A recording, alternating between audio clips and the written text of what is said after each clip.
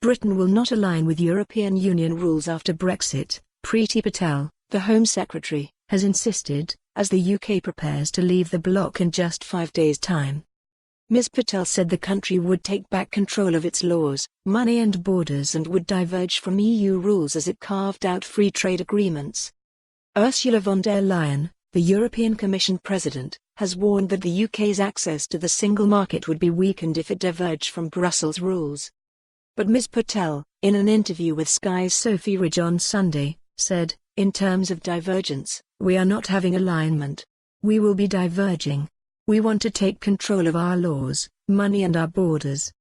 And to do that we will not be rule takers, we will be setting our own laws, and that is a fundamental feature of leaving the European Union."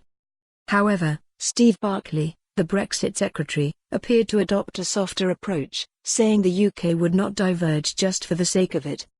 He told BBC One's The Andrew Marr Show, "We're coming out of the single market, we're coming out of the customs union. We're not just going to diverge just for the sake of it, we need to look at where the opportunities are. But it is true that we are going to have control of our approach to regulation, and that's the very essence of Brexit, that we can do things differently, particularly where, for example, there is innovation, there is new technologies, there's things where we want to move quickly.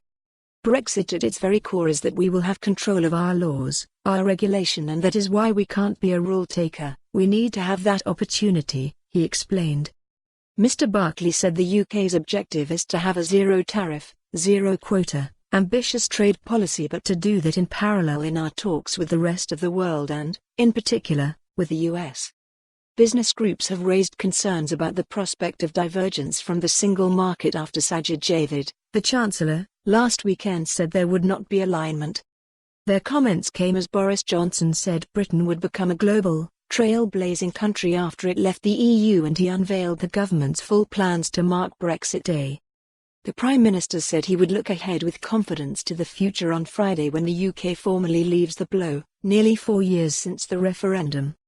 Mr Johnson will deliver a special address to the nation to mark the historic day, and Downing Street will be illuminated in red, white and blue with a light display designed to symbolise the strength and unity of the UK's 4 nations. Union flags will line Parliament Square and the Mall. Government buildings on Whitehall will be lit up in red, white and blue throughout the evening, and a countdown clock will be projected onto number 10's black bricks from 10 p. For more on this story, visit the news article link.